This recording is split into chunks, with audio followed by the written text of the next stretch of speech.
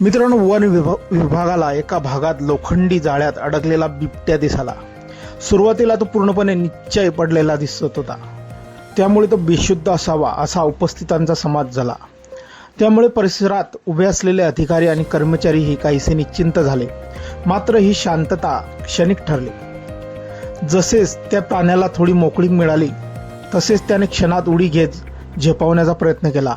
ही घटना इतक्या झपाट्याने घडली आहे की तिथे उपस्थित वन अधिकाऱ्याला स्वतःचा जीव वाचवण्यासाठी तात्काळ धाव घ्यावी लागली।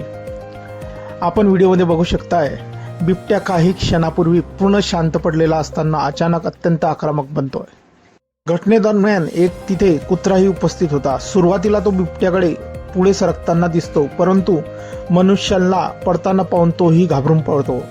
काही सेकंदात घडलेला हा प्रसंग उपस्थितांच्या अंगावर काटा आणणारा ठरला आहे।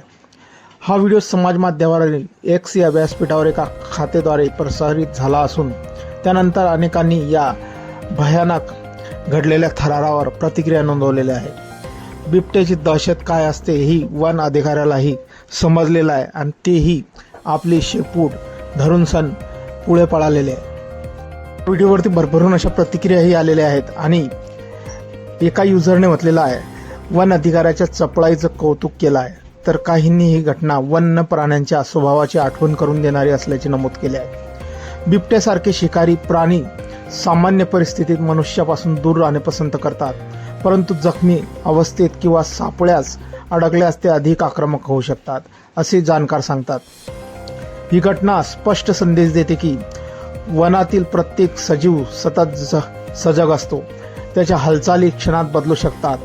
म्हणूनच वनक्षेत्रात काम करताना किंवा भ्रमंती करताना अत्यंत सावधगिरी बाळगणे आवश्यक आहे।